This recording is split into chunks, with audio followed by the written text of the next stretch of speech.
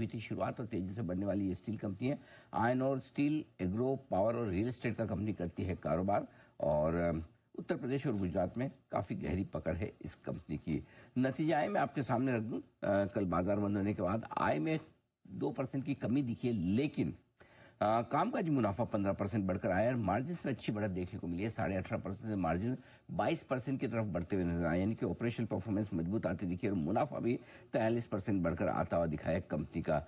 आइए मुलाकात करते हैं कंपनी के सीईओ मयंक अग्रवाल साहब हमारे साथ कार्यक्रम में शामिल हो रहे हैं। अग्रवाल साहब, गुड मॉर्निंग, स्वागत है आपका, बहुत बहुत धन्यवाद हमें समय देने के लिए। सबसे पहले मार्जिन की बात करते हैं। 18.5% से मार्जिन बढ़कर 22% तक पहुंचे, क्या इसकी खास वजह रही? ऑपरेशनल परफॉर्मेंस में इस सुधार के पीछे क्या कारण रहे सर?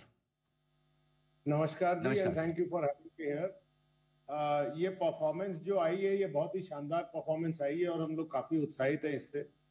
और डिस्पाइट रेवेन्यू घटा है क्योंकि रियलाइजेशन घटा है पर टन ऑफ स्टील रियलाइजेशन, लेकिन क्योंकि प्रोडक्शन बढ़ा है और कंटिन्यूसली केपेक्स होता जा रहा है ईयर ऑन ईयर बेसिस पे, और currently company net debt free है।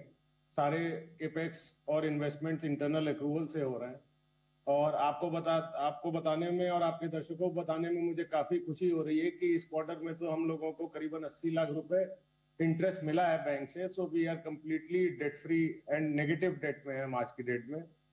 सो ये क्योंकि केपेक्स हमारे पास अवेलेबल है और कंटिन्यूसली हर साल केपेक्स हो रहे हैं, कैपेसिटी एनवांसमेंट्स भी हो रही हैं और कॉस्ट को भी हम लोग निरंतर साल दर साल घटाते जा रहे हैं, जिसकी वजह से हम लोगों के प्रॉफिट आफ्टर टैक्सेस में आप देखेंगे तो करीबन 40% का उछाल है क्वार्टर ऑन क्वार्टर अगर कंपेयर करेंगे 24-25 से। तो बिल्कुल ठीक बात है। 42% काफी अच्छे हैं जी। 42% आपका मुनाफा बढ़कर आया है साल दर साल। आय में कभी क्या सिर्फ रियलाइजेशन की वजह से रही है? क्या वजह है कि आय 3% घटकर आई है अग्रवाल साहब? सर, आय लगभग 3% घटी है, जबकि रियलाइजेशन पर टन 6.5 से 7% के बीच में घटा है। तो ओवरऑल 3 से 4% हम लोगों के सेल्स बढ़े हैं करंट क्वार्टर में लास्ट क्वार्टर से। कैपेसिटी कितनी बढ़ाई है आपने पिछले साल से इस साल में? जरा एक उसका अंदाजा दे पाएं, क्योंकि आप कह भी रहे हैं कि आप लगातार कैपेक्स कर रहे हैं, कैपेसिटी बढ़ा रहे हैं और वो भी बिना किसी लोन के, आप डेट फ्री हैं, इंटरनल अक्रूवल से कर रहे हैं, ये अच्छी बात है। तो जरा एक बार समझाएं कितनी कैपेसिटी आपकी बढ़ी है और आगे और कितनी कैपेसिटी पाइपलाइन में जो आप आने वाले समय में बढ़ाने वाले हैं? अगर स्टील मेकिंग बिजनेस की बात करूं तो करीबन हम लोग का 1050 करोड़ का केपेक्स प्लान्स हैं, जिसमें से करीबन 300 करोड़ रुपए लास्ट ईयर हम लोग केपेक्स कर चुके हैं और कुछ इंटरमीडिएटरी यूनिट्स जो हैं जैसे स्पॉन्ज आयरन और कुछ पार्ट पावर प्लांट का ऑपरेशनल हुआ है करंट फाइनेंशियल ईयर के Q1 में। बाकी जो करीबन 700 से 800 करोड़ रुपए का केपेक्स है वो कंटिन्यू कर रहा है करंट ईयर में, जो कि जुलाई 26 में कंप्लीट हो जाएगा, अगले 12-13 महीनों में आज से। तो ये सारे केपेक्स होने के बाद करंट ईयर में भी एक एक करके यूनिट्स ऑपरेशनल होती जाएंगी, तो निरंतर ग्रोथ कैपेसिटीज में और कॉस्ट रिडक्शन में दिखाई देगी, जिसका इम्पैक्ट प्रॉफिट्स में जाएगा क्वार्टर दर क्वार्टर। और जुलाई में ये सारे एक्सपेंशन कंप्लीट होने के बाद करीबन 25 से 30% हम लोग की स्टील मेकिंग की प्रोडक्शन कैपेसिटी बढ़ रही है और बैकएंड में सारे सेमी फिनिश प्रोडक्ट्स की भी बढ़ रही है। और इसमें एक चीज मैं दर्शकों को बताना चाहूंगा कि अब कंपनी क्योंकि ग्रीन पावर में भी डाइवर्सिफाई कर रही है, जो कि कैप्टिव यूज में लिया जाएगा, तो करीबन 100 मेगावाट का एक सोलर प्लांट भी हम लोग यूपी में लगा रहे हैं, जिसकी सारी की सारी बिजली हमारे स्टील मेकिंग फैसिलिटीज में ही कंज्यूम कर ली जाएगी। सो करीबन जुलाई 2026 तक टोटल पावर जनरेशन, जो कि हमारा मेन रॉ मटेरियल है स्टील का, उसका करीबन 15 से 20% हम लोग सोलर में कन्वर्ट हो जाएंगे। ये सारे करीबन जो 1100 करोड़ के इन्वेस्टमेंट आपको बताया मैंने सर, इसके अलावा अभी हम लोगों ने लास्ट ईयर राजस्थान में और करंट ईयर में 2 महीने पहले यूपी में 2 आयरन ओर की माइंस भी हम लोगों ने विन की है through bidding process from the government. और ये तीनों माइन मिला के इनका करीबन 133 मिलियन का रिजर्व है आयरन ओर का, जो ये तीनों माइन मिला के करीबन 500 करोड़ का केपेक्स इसमें भी प्रपोज्ड है स्टील मेकिंग के अलावा अगले 3 साल में।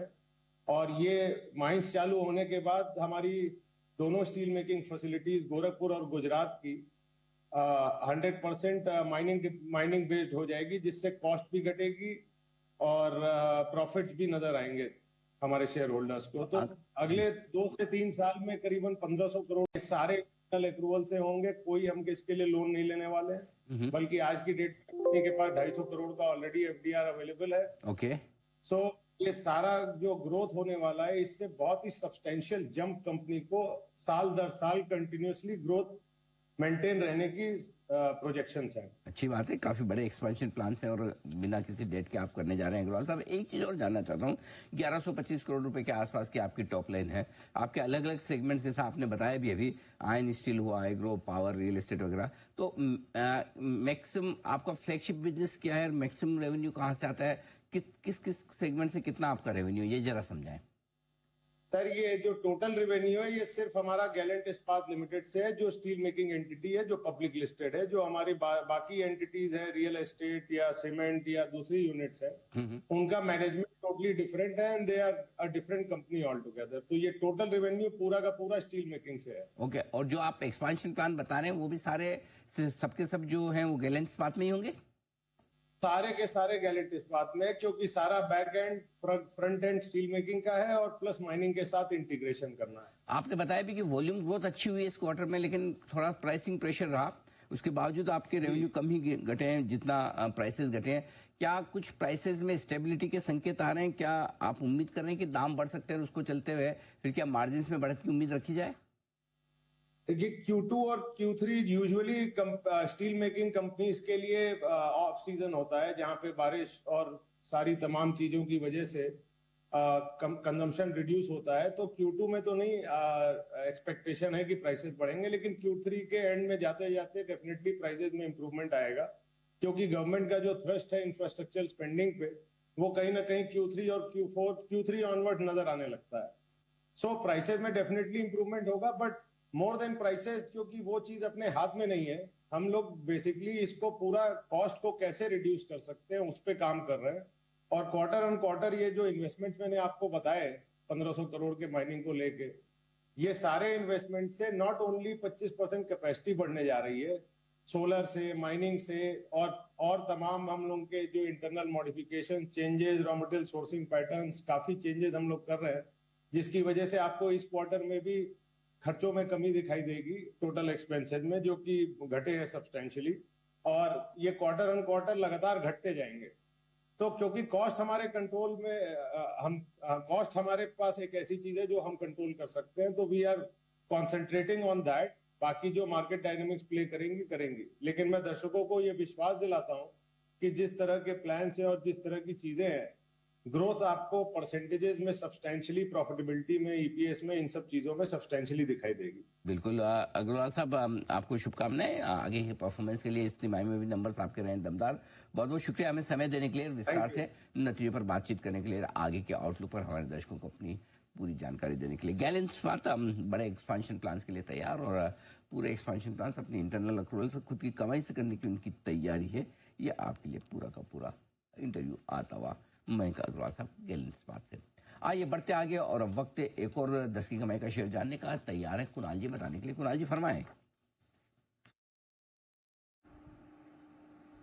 जी देखिए